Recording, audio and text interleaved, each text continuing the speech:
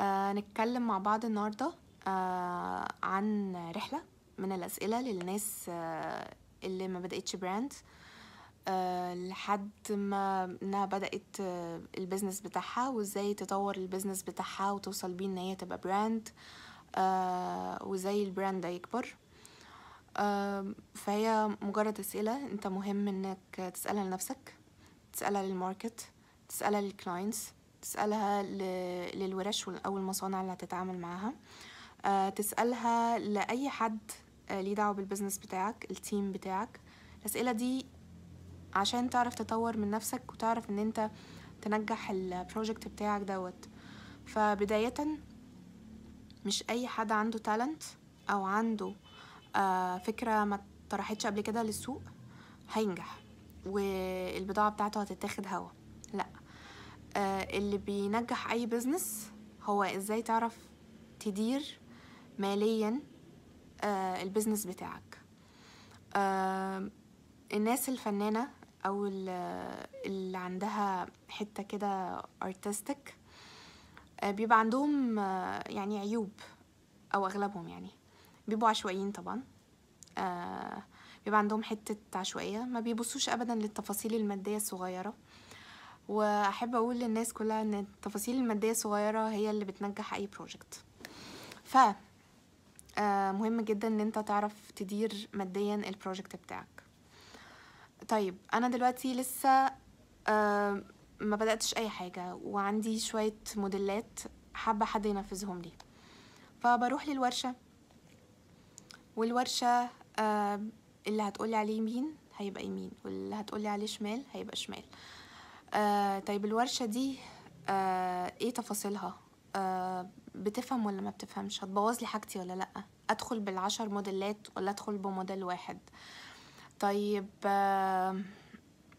كل حاجة في دماغي ينفع تتعمل؟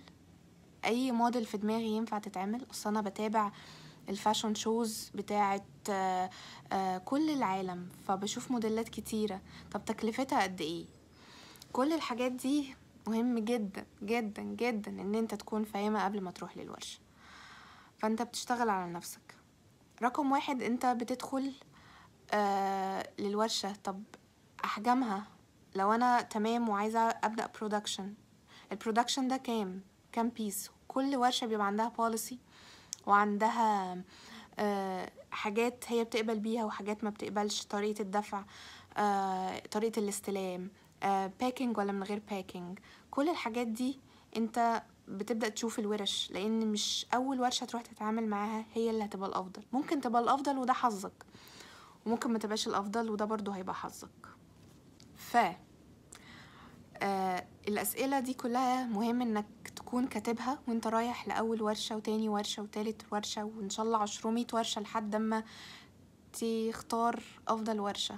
الأسئلة دي هي عبارة عن نظام الدفع معاكوا ايه، العينة بتاخد قد ايه يوم، البرودكشن بياخد قد ايه يوم، طب لو في عيوب في العينة، طب لو في عيوب في البرودكشن هنظبطها ازاي.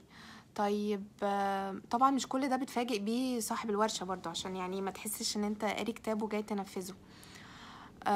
طيب هو يقدر ينفذ لك الموديل بتاعك ولا لا؟ لان في ناس مش بتقدر، يعني الموديل بتاعك بيبقى صعب جدا، طب هتقدر تنفذه ولا لا؟ اسعار العينات دي ايه، واسعار البرودكشن ايه، الكواليتي بتاعت الحاجة هيقدر يقدمها لك كواليتي زي اللي انت عايزة. في ناس بتقول طب انا عايزة سعر كويس قوي وكواليتي نص نص، وده مش عيب، اوكي، عشان بس نبقى متفقين. وفي ناس لا، السعر ممكن يبقى متوسط والكواليتي اعلى من المتوسط شوية.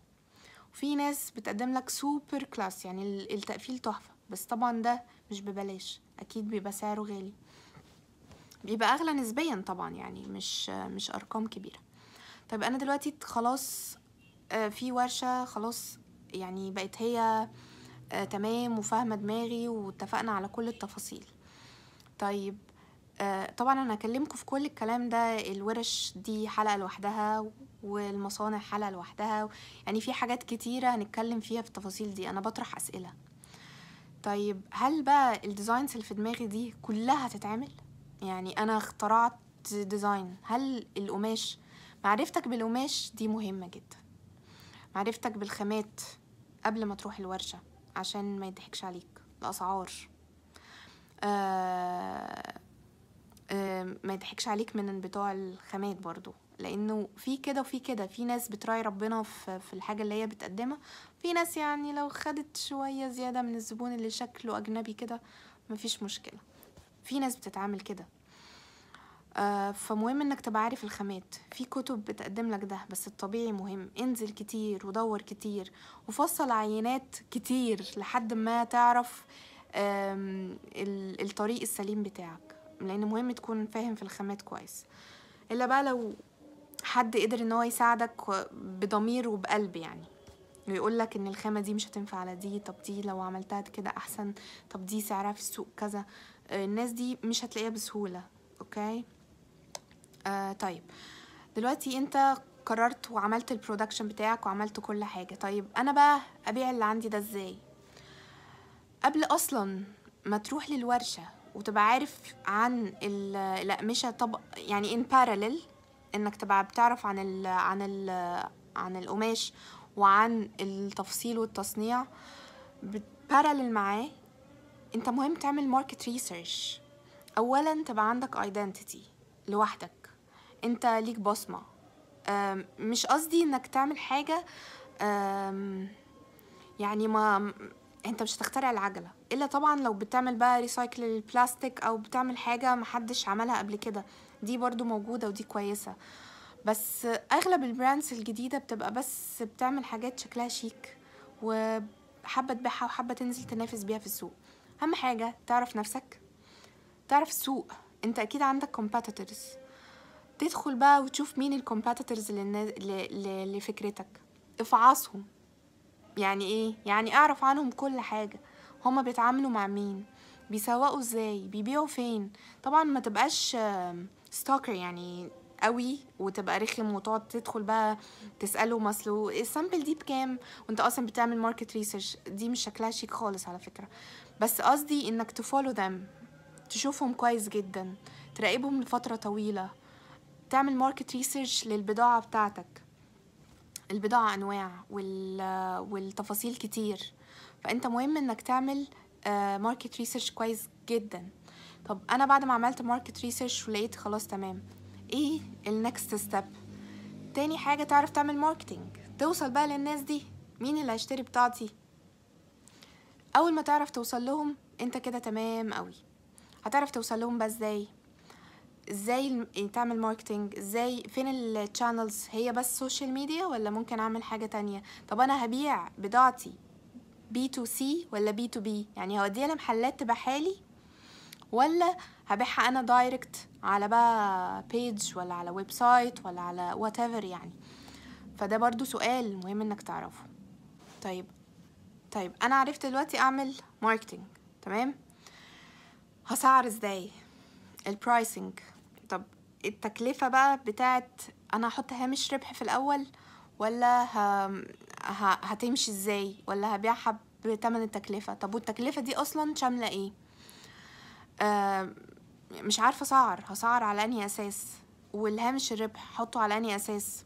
ما انا برضو عايزة البضاعة بتاعتي يعني ناس تشتريها، اكيد مش هخليها مثلا بارقام خزعبلية. طب وانا لو عايزة اعملها بارقام خزعبلية يبقى انا كده بستهدف الشريحة A او A+، طب دي اوصل لهم ازاي؟ وهل الانفلونسرز هيأثروا معايا ان انا هبيع بضاعتي؟ لو كده فانا هحط تمن اللي انا هدفعه في تمن البيس، فده انا كده وديت البيس بتاعتي لكاتيجوري تاني. طب هو الفلوس فين بقى في كل ده؟ انا عايزه فلوس. يعني في ناس بتبقى صريحه مع نفسها، انا عايزه افتح بزنس عشان عايزه فلوس. لا، انا عايزه افتح بزنس عشان خاطر ان انا يبقى ليا اسم في السوق. طب انا عايزه افتح بزنس عشان في المستقبل اعمل 1 2 3. انت مهم تعرف انت عايز تفتح البزنس ليه. طب لو الفلوس، فانت احب اقولك انك الشريحه بتاعتك هي C او B، لان الفلوس كلها في C، ودي هتبقى برضو يعني فيديو تاني. طيب انا دلوقتي خلاص عرفت البرايسنج وعرفت كل حاجة. طبعا دي برضو فيديو هنتكلم عليه، بس انا بطرح اسئلة. اوكي، انا بطرح اسئلة، مهم الاسئلة دي كلها تبقى في دماغك. طب انا عملت برايسنج كويس جدا وحسبت بقى تكلفة القماش والتصنيع والباكينج والدليفري وهامش ربح ليا ولو في فيكسد كوست انا محطوط عندي بحسبه وهكذا، بشتغل لوحدي ولا مع ستاف، كل الحاجات دي خلاص حسبتها. طب وبعدين خلاص بقى انزل السوق. خد ريسك، اعرف انك مش هتكسب من اول كولكشن هتبيعه، انت ممكن اصلا الكولكشن ده يبقى تيستنج كولكشن، يعني انت بتعمل عينات، اوكي. وممكن يكون الكولكشن التاني بتعمل بيسز صغيرة جدا او بتبيع حاجات صغيرة وما يكونش عندك هامش ربح. طيب والكولكشن اللي بعده ما تيأسش، بس تبقى حاطط استراتيجي ماشي عليها، تبقى فاهمها وعارف نفسك وعارف انت رايح للبراند ليه. ولما تعرف نفسك هتعرف، يعني مش تعرف نفسك ان انا فلان الفلاني، لا، انا تعرف نفسك انك حابب تفتح البراند ده ليه وحابب تفتحه لمين وانت هتلبس مين بالظبط. فمن الحتة دي انت هتختار الموديلات اختياراتها مش عشان انا بحب كده فانا هختار كده. طبعا هو في جزء منها انا بحب كده، بس هل انت كده بتبيع لكل اللي شبهك بس، كل اللي بيحبوا ده بس؟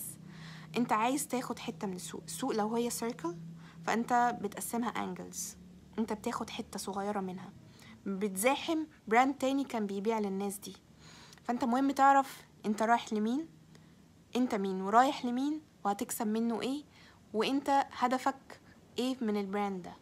فاحنا دي كلها اسئلة، انا ما جاوبتش على ولا حاجة، انا كلها اسئلة. هنتكلم عن تفاصيل فيها فيديوز، شورت فيديوز هننزلها مع بعض، تمام. وهتكلم كمان في حاجة مهمة جدا يمكن ملاش دعوة بالبراند as a business بس ليها دعوة بالناس الارتستيك. ازاي اطور موهبتي؟ ناس كتيرة يعني بياخدها حتة البيزنس وبتنسى جدا انها تطور نفسها من حتة الفن. انا بعرف انقي موديلات كويسة، بس اغلب الناس اللي بتنقي هي بتنقي من على بنترست. يعني انا مش بتكلم يعني انها دي حاجة وحشة، لا، انت بتغير بتعمل تويست وكل حاجة، بس انا عايزة اوصل لمرحلة انت هتفضل تتدرب كده، هتنقي من بنترست وتعمل تويست، تنقي من بنترست وتعمل تويست اكتر، لحد ما هتبدأ ان انت تكرييت موديل. طب انا الكرييشن ده في مخي بيتعمل ازاي؟ يعني انا مش بنام بحلم بالموديل، اوكي، في ناس بتنام تحلم بالموديل، بس في بروسس هي اللي بتوصلك انك تحلم بده، هو انك بتغذي العقل اللاواعي. وطبعا ده كلام كبير، دي حلقة لوحدها للناس اللي هما دماغهم بقى فن وكده، بس انت بتغذي العقل اللاواعي بتاعك ان هو يطور الحاجة، حتة الفن في دماغك، والحتة الاكتر اللي ليها دعوة بالملابس. بس ده كمان بيتطلب انك تقرأ تاريخ، للأسف تاريخ الملابس ده هعمل عنه حلقات لأنه ده مهم. أشهر البراندز المصرية اللي أنا شايفاها من وجهة نظري دلوقتي هي بتعمل تويست كبير جدا عن حاجات قديمة من التراث المصري أو التراث المغربي أو التراث الجزائري، بتعمل تويست شرقي مع حاجة مودرن، فبتطلع ببيس تحفة، تمام. فدي كلها اسئله، هو سوري ان الفيديو طويل، مش عارفه انت هتسمعوه اصلا ولا لا،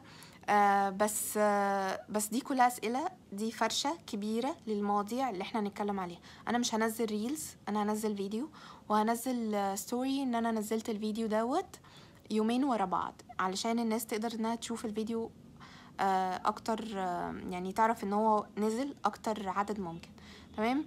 ولو في حاجة تاني انا ما اتطرقتش فيها انتوا هتلاقوني اوتوماتيكلي بتطرق فيها في الفيديوهات الشورت فيديوز بقى اللي احنا هنبدأ ننزلها مع بعض.